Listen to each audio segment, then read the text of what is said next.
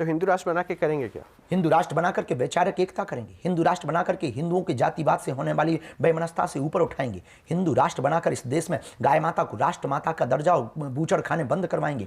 हिंदू राष्ट्र बनेगा तो रामचरितमानस को कोई जला नहीं पाएगा। हिंदू राष्ट्र बनेगा तो गुरुकुलम की स्थापना होगी। हिंदू राष्ट्र बनेगा तो हिंदू मुसलमानों का दंगा नहीं होगा, सब एकता के साथ रहेंगे। क्योंकि किसी को जब हिंदू राष्ट्र हो जाएगा वैचारिक रूप से हिंदू राष्ट्र, हम कागजों पर नहीं चाहते, हम कागजों पर हिंदू राष्ट्र नहीं, हम विचारों में हिंदू राष्ट्र चाहते हैं। विचारों में हिंदू राष्ट्र होगा तो हिंदू घटेगा नहीं, हिंदू पलायन नहीं करेगा, हिंदू धर्मांतरण नहीं करेगा, हिंदू मिटेगा नहीं। हम हिंदुओं के अंदर संस्कृति भरना चाहते, संस्कार भरना चाहते, ये हमारे हिंदू राष्ट्र का सपना है।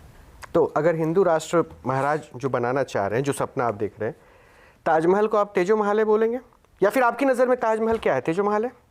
हमने अभी इस पर बहुत ज़्यादा विचार नहीं किया कि वो तेजो महल या ताजमहल। अभी तक तो पढ़ा है कि ताजमहल ताजमहल। कोई रिसर्च करेंगे, हमको कोई ऐसे तथ्य मिलेंगे नहीं, कई तो आधार दिए जाते हैं। कई सनातन के प्रमुख चेहरे जो हैं, प्रखर चेहरे, वो कहते हैं वो तो महादेव का। हम जब तक तथ्य नहीं मिलेगा, कोई सबूत नहीं मिलेगा ऐसा, तब तक हम इस बात पे अपनी बात नहीं। और हिंदू राष्ट्र बना देंगे और सबूत आपके पास आया, कुछ ऐसे डॉक्यूमेंट्स आए, तब फिर क्या करेंगे? तो कानूनी प्रक्रिया, इस देश में संविधान है, इस देश में लॉ है, इस देश में न्यायपालिका है। जब न्याय की प्रणाली के आधार पर राम मंदिर बन सकता है, तो अगर तथ्य सही होंगे, सबूत होंगे, तो ताजमहल शिव मंदिर भी हो जाएगा।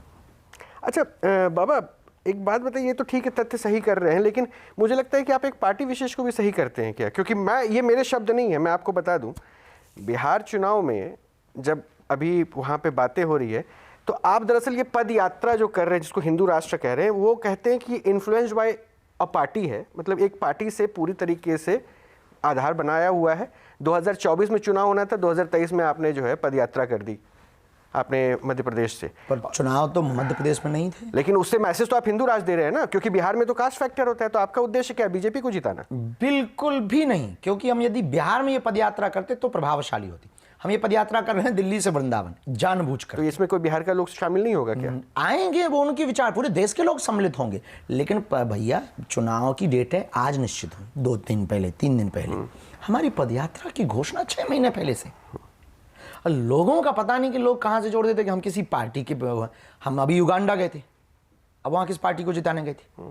अभी हम लंदन भी गए थे, वहां किस पार्टी को जिताने गए। अभी आपकी दिल्ली आने के पूर्व में या वृंदावन आने के पूर्व में हम 3 दिन तक महाराष्ट्र में थे, वहां तो चुनाव नहीं। तो यानी हम जो कर रहे हैं वो चुनाव के लिए कर रहे हैं क्या? हम जो कर रहे हैं क्या वो किसी पार्टी के लिए कर रहे हैं क्या? इस देश में हर पार्टी में हिंदू नहीं है।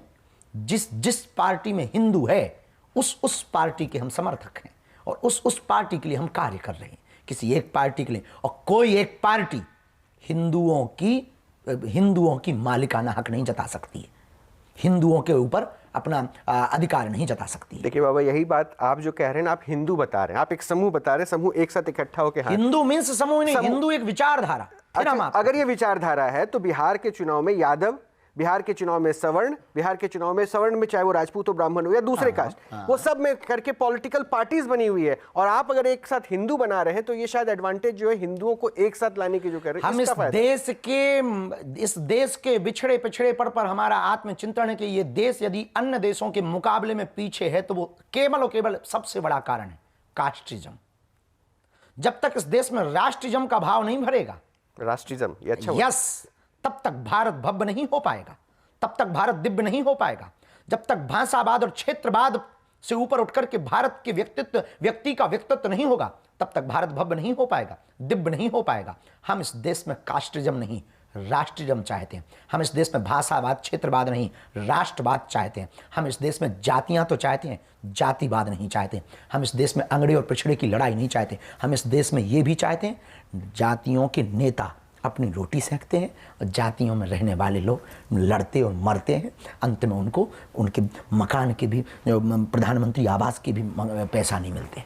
ये हालत है इस देश की। और नेता जो विशेष जाति समुदाय के मुखिया होते हैं वो मजे मारते हैं। हम ये बंद कराना चाहते हैं। हम चाहते हैं हम सब एक हैं। क्यों जातियों के नाम पर लड़ें? क्यों जातिवाद के नाम पर लड़ें? जातियां रहने दो, जातिवाद बंद कर दो। तो ये सब तो बाबा आप जो कह रहे हैं सब अच्छा, हिंदी भाषी क्षेत्र में आपकी ये बातें बड़ी इम्पैक्ट करती है। तो ये बातें करने के लिए आप बंगाल क्यों नहीं जा रहे? बंगाल गए थे दीदी तो लास्ट दिनों में आपने तो कहा कि दादा जब आएंगे तब हमने आएंगे। ये कहा अब कथा की परमिशन नहीं मिली तो क्या करें कि भाई अब दीदी नहीं हमारी कथा में रोक लगा गई तो दीदी दादा डरती हैं क्या आपसे? हैं? दीदी डरती हैं क्या? भगवान जाने डरती हैं क्या, डरती तो नहीं होगी, उन्हें किसका डर मुख्यमंत्री तो फिर किसी क्यों से- रोक रही है आपको? होगा कोई कारण, निजी कारण हो सकता है, जमीनी स्तर पर कोई और कारण हो, हमें ये कारण बताया जा रहा। जहाँ भक्ति है हर शब्द में, कथाओं में छिपे हैं दिव्य रहस्य और ज्योतिष देता है जीवन को दिशा। धर्म से जुड़ी हर बातों को जानने के लिए हमारे चैनल स्तुति को सब्सक्राइब करें। चैनल पर जाने के लिए इस लिंक पर क्लिक करें।